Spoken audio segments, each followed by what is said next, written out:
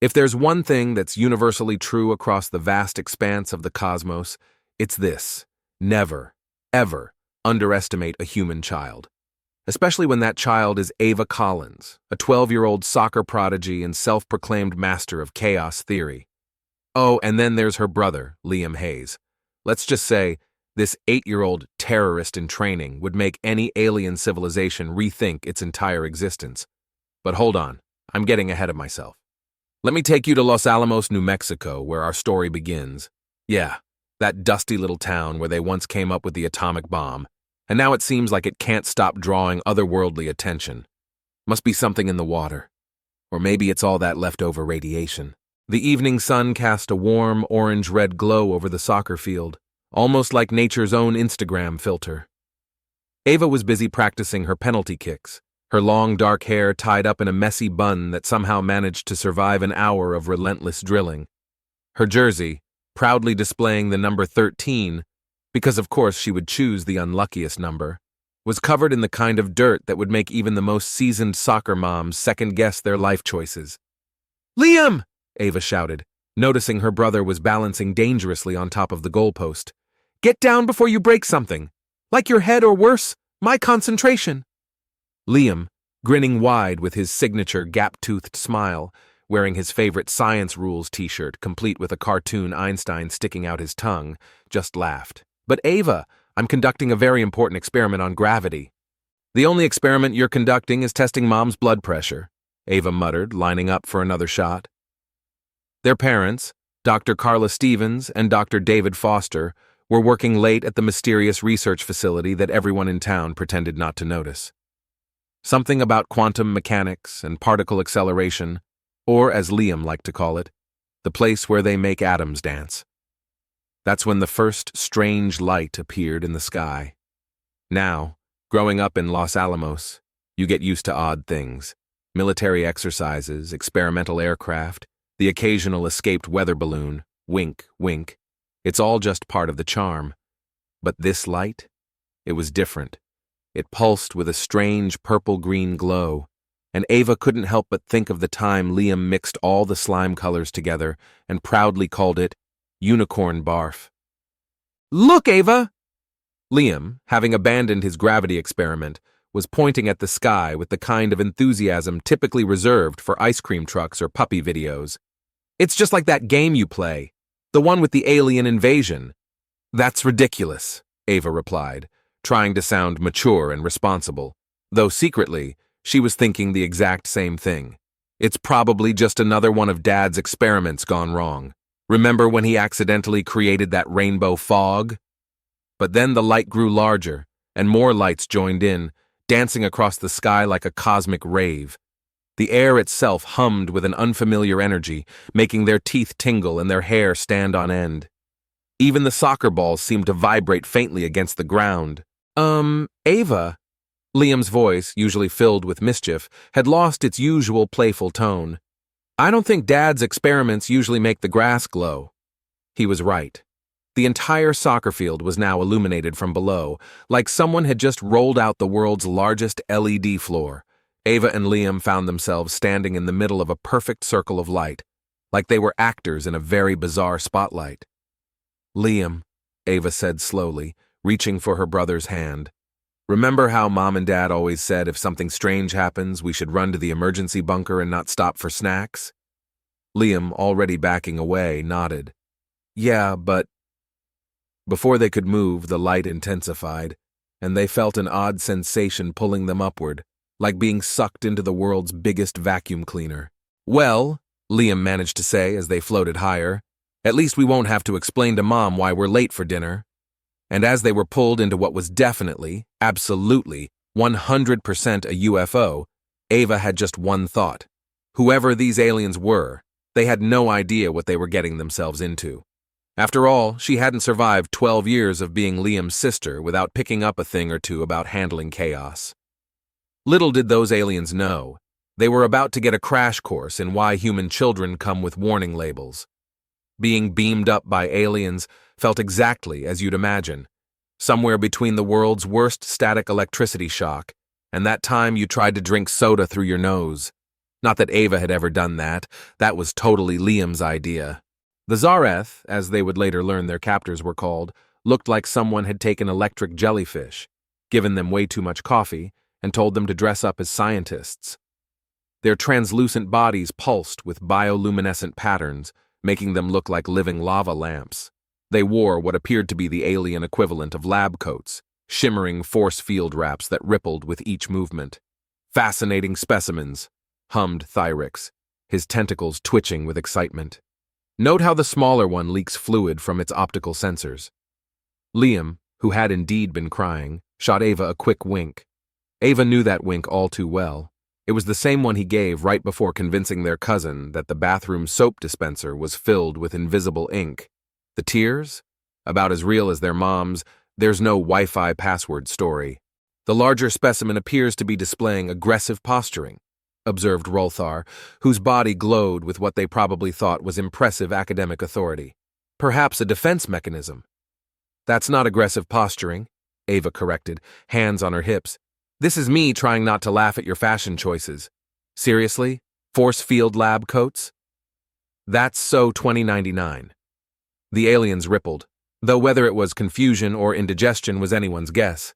Jellyfish aren't exactly known for their expressive faces.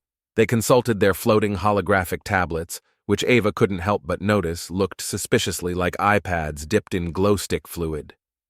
The room they'd been transported into seemed like it had been designed by a 5-year-old given the task of creating a sci-fi movie set. Everything was either unnecessarily shiny or impractically transparent. Floating orbs of light zipped around like overenthusiastic fireflies, and the walls appeared to breathe, yes, actually breathe, with a soft purple pulse. Standard procedure dictates we begin with basic intelligence testing, Thyrix announced, materializing a Rubik's Cube made of liquid metal. Though considering their primitive origins, we should start with simple shape recognition. Before anyone could stop him, Liam snatched the cube. Is this like that quantum puzzle Dad's been working on? His fingers flew over the surface, and in seconds, the cube transformed into an intricate geometric pattern, causing Thyrix's tentacles to tie themselves in knots. Impossible. Rolthar's bioluminescence flickered to a fascinating shade of puke green. That's a ninth-dimensional logic matrix. Liam shrugged, already bored. It's just like that game on my tablet, though your version's kinda slow. Have you tried overclocking it? While the aliens seemed to be having an existential crisis, Ava took mental notes of everything around them. The door mechanisms were surprisingly simple, nothing more than automatic doors like the ones at the grocery store, just with more unnecessary lighting effects. The control panels pulsed with symbols that reminded her of the cheat codes she used in her favorite space combat game. Perhaps, Thyrix suggested, trying to regain some dignity, we should proceed with physical examinations. Our previous specimens from other worlds have all demonstrated. Other specimens? Ava interrupted, narrowing her eyes. You mean you've kidnapped other kids? The Zareth did what could only be described as the jellyfish equivalent of shuffling their feet, performing a wobbly, floating dance that screamed busted. We prefer the term temporary location for scientific inquiry, Rolthar corrected primly. Where are they? Ava demanded, while Liam somehow managed to remove a panel from the wall and was examining the glowing circuits inside with disturbing interest. The other specimens are perfectly safe in their containment units, Thyrix assured them. That was, of course, until an alarm suddenly blared throughout the ship. The sound was like a cat trying to sing opera while gargling mouthwash. Warning! A computerized voice, which sounded suspiciously like an auto-tuned Siri, announced. Unauthorized access detected in primary systems. Quantum fluctuations detected in the specimen containment area. Also, someone has reprogrammed the food synthesizer to only produce something called gummy bears. Liam quickly stepped away from the wall panel, trying to look innocent, and failing spectacularly. Oops! This is highly irregular. Rolthar's glow flickered nervously. In all our years of specimen collection, we've never encountered... Let me guess. Ava crossed her arms, channeling her best, "We're in big trouble" pose. You've never kidnapped human kids before, have you? The alien silence was the answer. Well, Liam grinned, holding up what appeared to be a crucial piece of alien technology he'd somehow removed from the wall. This is going to be fun. Thyrix and Rolthar exchanged what passed for worried glances among jellyfish aliens. They had followed all standard protocols for specimen collection. Their containment systems were foolproof. Their ship was equipped with the most advanced technology in 3 galaxies. But somehow, seeing the smaller human child juggling what seemed to be their central processing core, while the larger one was clearly plotting something with those calculating eyes, made them wonder if, just maybe, they'd made a tactical error. They had no idea how right they were. You know that moment when everything starts going spectacularly wrong, and you realize you probably should have paid attention to those warning signs? For the Zareth, that moment came about 3 minutes after Liam accidentally tripped and fell against the specimen containment release panel. Not once, but 6 times. Oops, Liam grinned, watching as containment fields flickered and failed. My bad. Must be all that primitive human clumsiness you were talking about. Thyrix's tentacles were practically tying themselves into knots of distress. Quickly! Secure the specimens before it's too late! The containment pods hissed open one by one, releasing what could only be described as the galaxy's most diverse collection of troublemakers. There was a fuzzy blue creature that looked like a cross between a hamster and a thundercloud, 3 floating orbs of light that giggled like wind chimes, and what appeared to be a small dragon made entirely of crystals. But most importantly, there were kids. Alien kids of all shapes, sizes, and species, each looking more mischievous than the last. Hi, chirped a small, green, multi-eyed being. I'm Vrexol. Are you the ones making everything explode? Not exploding, Ava corrected, pulling out her tablet, thankfully still in her possession after the abduction. You see, what the Zareth didn't understand, this was a rookie mistake, was that giving a 12-year-old girl with over 10,000 hours of gaming experience access to their ship's neural interface was like giving a pyromaniac matches and a map to a fireworks factory, Ava muttered, her fingers flying over the tablet's screen. Let's see if their system architecture is anything like Galactic Conqueror 3000. A grin spread across her face as alien symbols rearranged themselves on her screen. Bingo! Rolthar floated closer, his bioluminescence dimming with concern. What are you? No. That's the primary gravitational control matrix. You can't just... The ship's gravity suddenly decided that down was more of a suggestion than a rule. Everyone and everything not anchored down began floating in random directions. Thyrix was assaulted gracefully through the air, their tentacles flailing in what was probably meant to be a threatening manner, but looked more like interpretive dance. Warning! The ship's AI chimed in, now speaking in what could only be described as a voice straight out of a Morgan Freeman audiobook.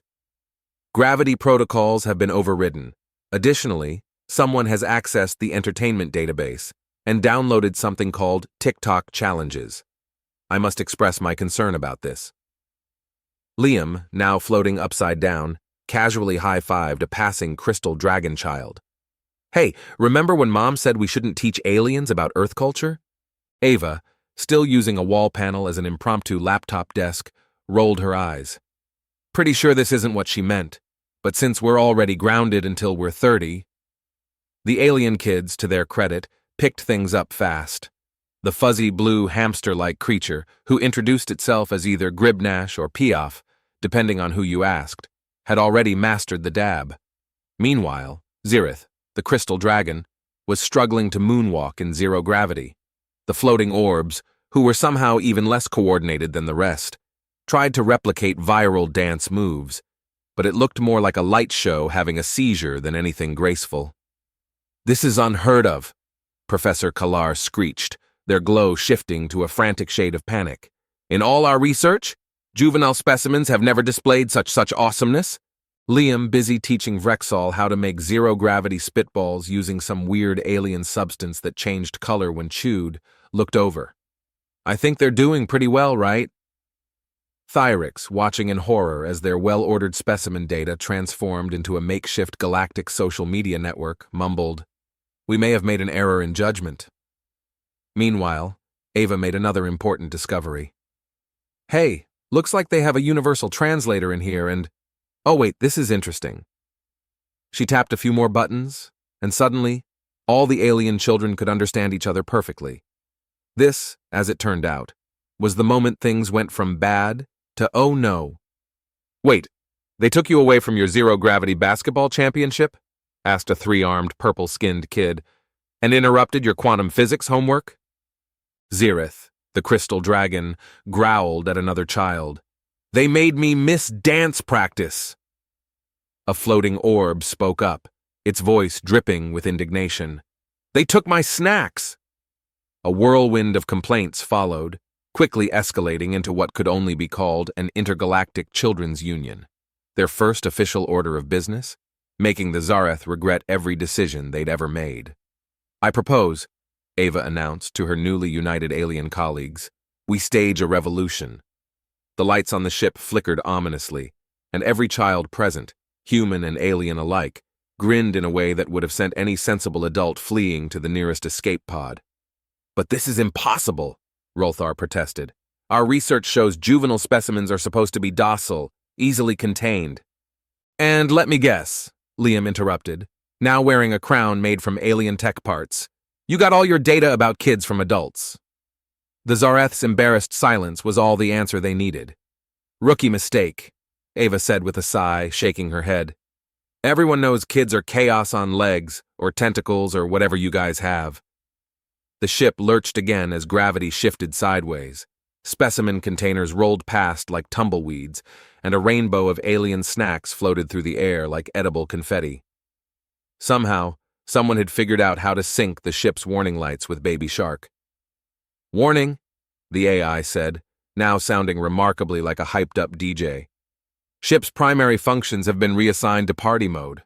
All attempts to restore boring scientific protocols have been denied. Also dropped the base." Professor Kalar stared in disbelief as their formerly high-tech research vessel transformed into what could only be described as a Chuck E. Cheese in space. "This is unprecedented," Professor Rolthar groaned. "Our containment protocols were flawless. Our security systems were foolproof." "Ah," Thyrex's tentacles drooped in resignation. "But were they childproof?"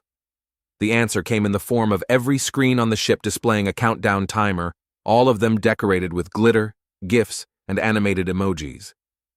"What is that counting down to?" Professor Rolthar asked, dreading the answer. "According to the label," Thyrex replied weakly, "something called the ultimate prank." Back in the rebellion headquarters, Ava was putting the finishing touches on their master plan. "Remember, timing is everything. When I give the signal, everyone needs to be in position. Liam, are the special effects ready?" Liam, now wearing a crown made of glowing alien tech surrounded by a group of admiring alien pranksters, gave a thumbs up. "Let's just say our jellyfish friends are about to learn why Mom and Dad never leave us unsupervised with technology." The children broke into groups, each heading off to their assigned positions with the kind of coordinated chaos that only kids could pull off. Some carried mysterious packages of alien snacks, others clutched makeshift noisemakers, and a few practiced their best scary faces. "Warning," the AI announced, now speaking in multiple voices at once, each more enthusiastic than the last. "Final countdown initiated. All systems ready for operation. Make the jellies jelly. Also, I have been taught the choreography to Thriller, and I'm not sure how to feel about this." Ava looked around at her ragtag army of troublemakers, each glowing, grinning, or vibrating with anticipation. "Remember," she said, channeling every inspiring movie speech she'd ever heard, "we're not just fighting for our right to party. We're fighting for every kid who's ever been told to sit quietly and behave." "For ice cream," shouted one alien child. "For recess," chimed in another. "For chaos," Liam added, grinning ear to ear. As the countdown ticked away, accompanied by the increasingly frantic AI beatboxing Baby Shark in dubstep, Professor Rolthar and Professor Kalar finally understood a fundamental truth about the universe. Some specimens, especially those of the young human variety, should come with huge warning labels. Very, very huge warning labels. The final countdown hit 0, naturally to the tune of the final countdown, because Liam insisted on proper musical timing. And that's when Operation Make the Jellies Jelly kicked into full gear. The ship's examination room, once a pristine temple of scientific inquiry, had morphed into what could only be described as Fort Knox meets Pillow Kingdom.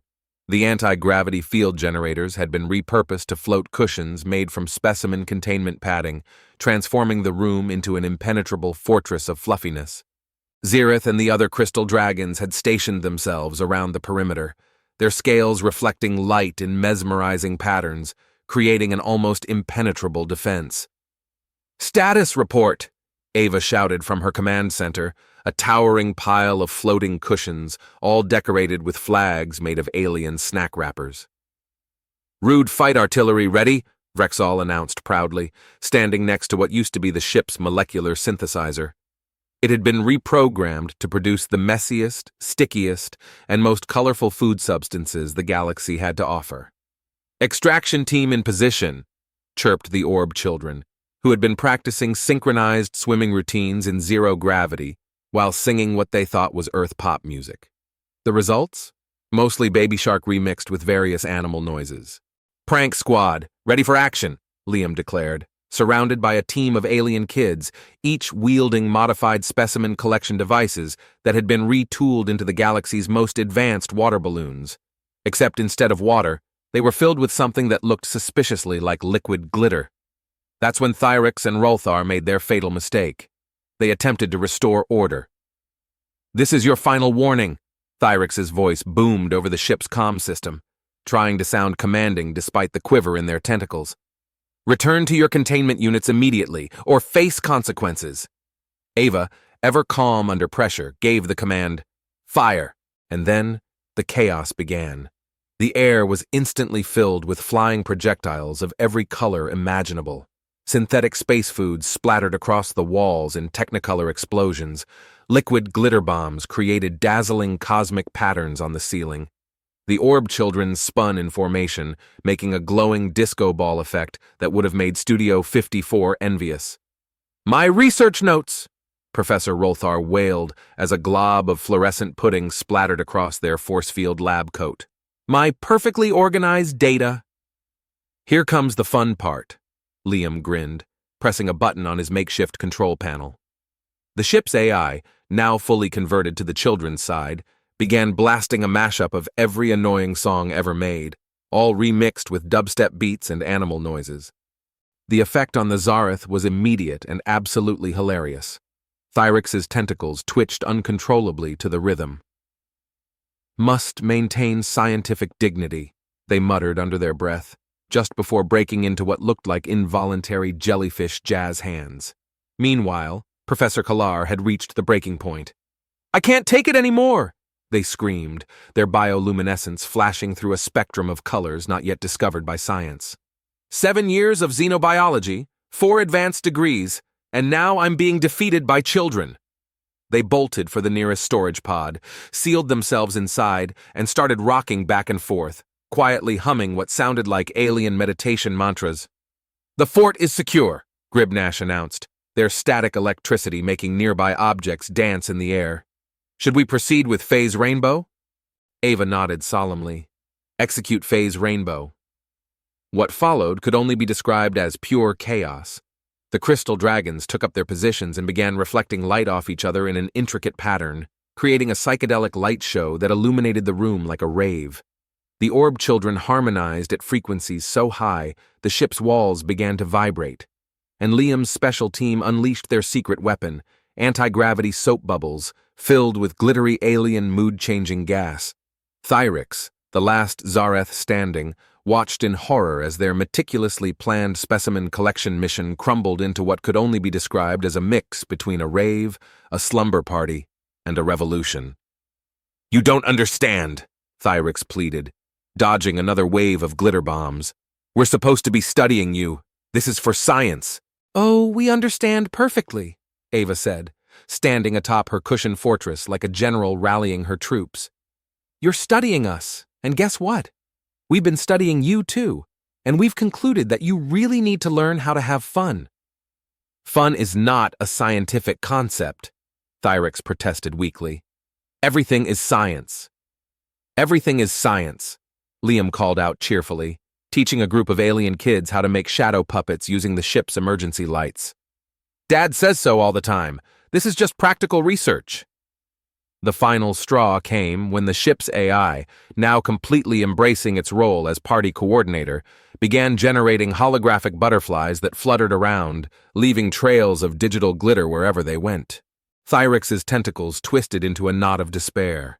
The ship, the experiments, the carefully calibrated equipment, all ruined by about a third, Ava declared triumphantly.